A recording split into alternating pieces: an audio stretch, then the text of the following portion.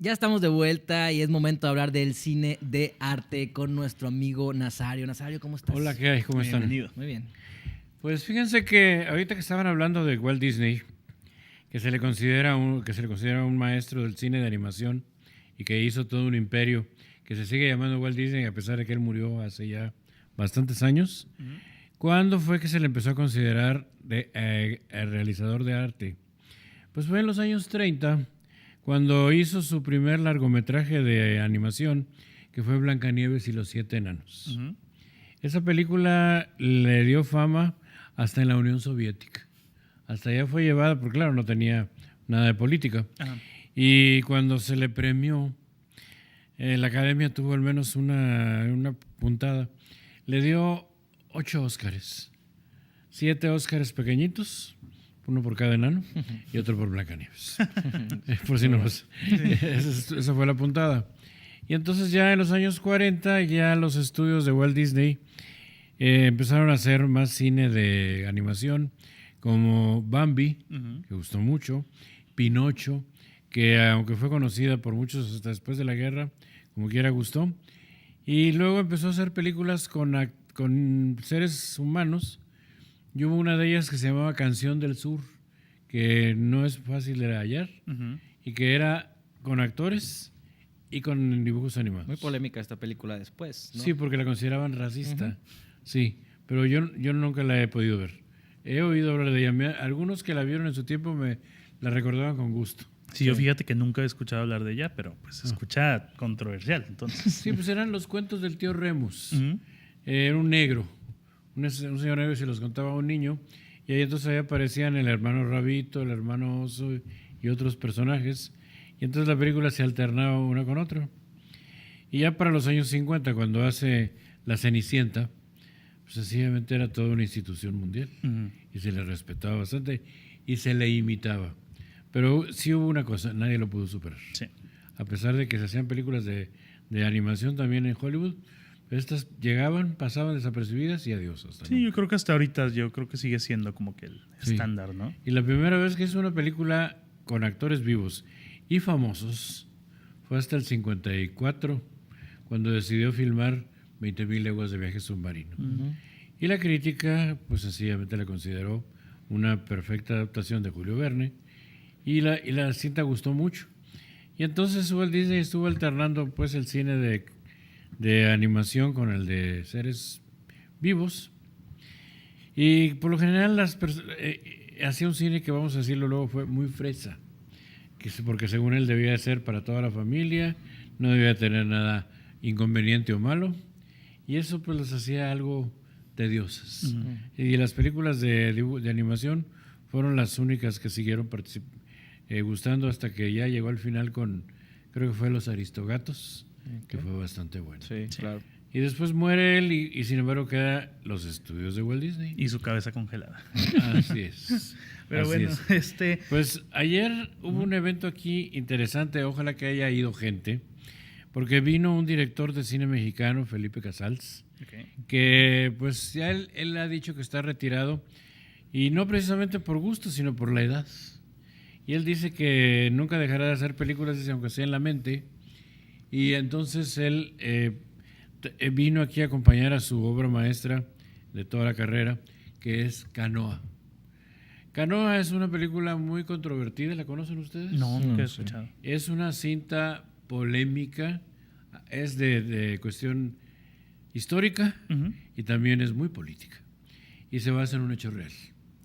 Unos jóvenes de la Universidad de Veracruz o de por ahí decidieron ir a una montaña en los días de un puente del 16 de septiembre y en la noche deciden, como llegan ya tarde, quedarse en un pueblo llamado San Miguel de Canoa.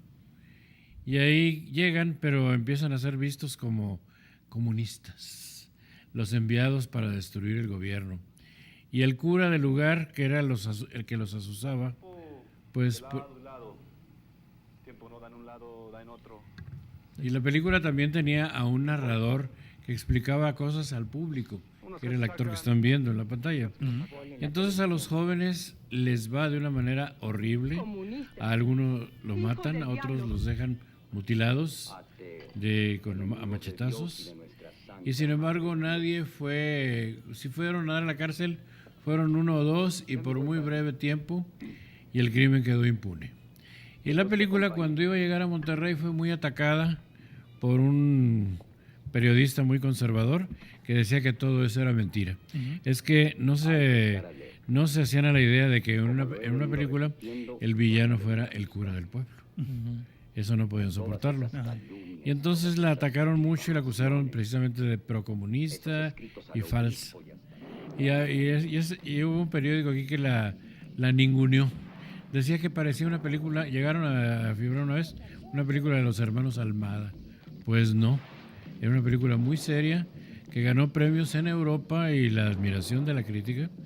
Y ahora, a tantos años de haber sido hecha, es realmente una película valiente y que muestra, porque la película está contada como un expediente policíaco. Sí.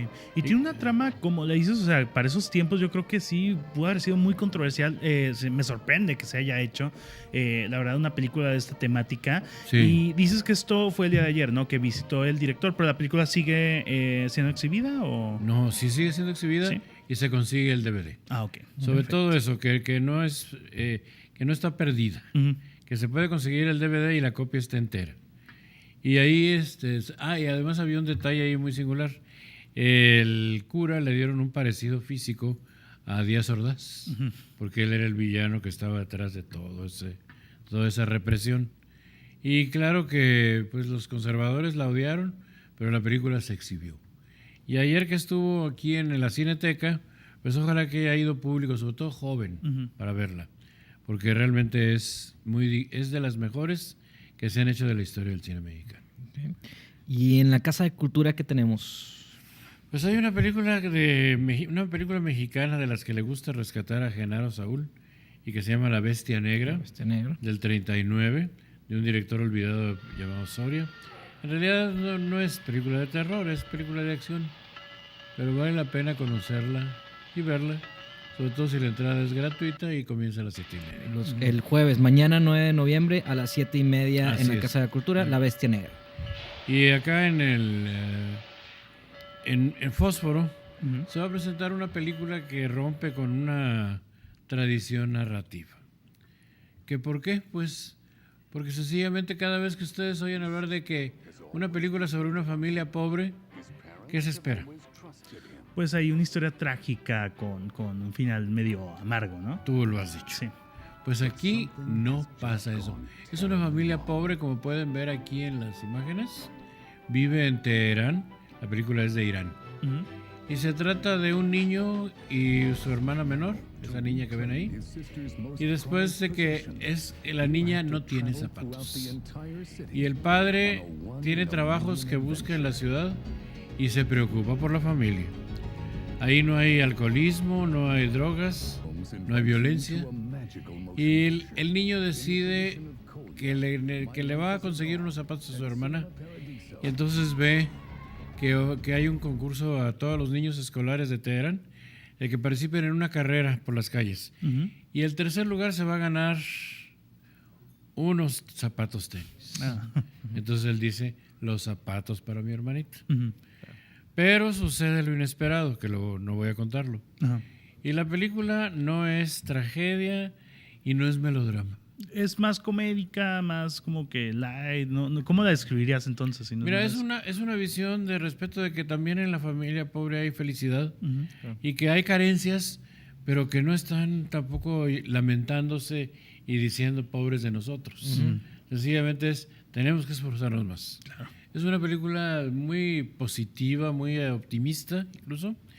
Y cuando yo la vi hace años en un cine de aquí de Monterrey, salí bastante complacido porque dije, vaya, hasta que al fin le cambiaron el asunto. Fórmula. Siempre a lo mismo. Los niños que sufren y sufren y sufren. Los padres el padre que es borracho, tipo nosotros los pobres, y que lo despiden del trabajo. Sí, la fórmula clásica, como dices. Sí. Y la mamá que ya no hay que hacer y a lo mejor engaña al marido con tal de conseguir dinero. Todos los recursos del melodrama. Pues aquí no hay eso. Perfecto. Sencillamente hay una historia de cómo una familia pobre se las arregla para seguir adelante. Ya está, pues esta película la podemos encontrar el sábado 11 y domingo 12 A las 7 de la 7 tarde. de la Y en noche. Cinemex tenemos clásicos de la cultura pop, ¿no? Así es. La historia sin fin y Depredador. La historia sin fin es una película hermosa. Claro, a mí me encantaba. Esa novela se vendió mucho y la hizo un director alemán, Wolfgang Petersen, del niño que se mete al libro que está leyendo y se convierte en el que vive las aventuras junto con el pequeño héroe. Es una película muy bella. Ujú. Sí. Gustó muchísimo en su tiempo y el director luego se le ocurrió hacer un remake de La aventura del Poseidón. Y el resultado fue Desastroso, fracaso sí, claro. completo y desde entonces ya no se ha sabido de él. Por ahí salía Black Eyed Peas y así en esa Sí. película. Sobre todo porque lo que menos se perdona de un fracaso es precisamente la pérdida del dinero. Y cuando no recuperas ni siquiera $1,000,000, sencillamente decir que te vaya bonito. Sí. Y a todo esto, cuando se les acaba la carrera a muchos, ¿por qué se les acaba? Pues precisamente por eso, porque no tiene... había una expresión en Hollywood que se llamaba box office poison, veneno de taquilla. Y entonces algunos actores han sido eso. ¿Saben quién fue veneno de taquilla un tiempo? ¿Quién? Richard Gere. Oye, Aunque no lo crean. Sus películas no pegaban. Y pues bueno, también por algún escándalo que ocurre en sus vidas. Sobre todo de carácter sexual. ay, me imagino. Pero Bueno, bueno, hay pues que ese recordar- es el caso con estas Sí, películas. hoy es la última función en Cinemex de esas películas, La Sí, historia hay- sin fin hay que verlas. y Depredador para que vayan a verlas. Pero bueno, Depredador es entretenimiento. entretenimiento puro, sí. Se nos acabó el tiempo, Nazario. Muchas Sí, gracias así por es, venir y pues, compartirnos órale, pues. aquí la cartelera Sí. artística. Estaremos yendo a las funciones de cine a ver qué llega. Ahora los estrenos ocurren ya los jueves, ya no los viernes. Así es. Pues vamos a ver qué hay mañana. Muchísimas gracias. Ustedes no se vayan. Ahorita regresamos con los estrenos de esta semana. Sí.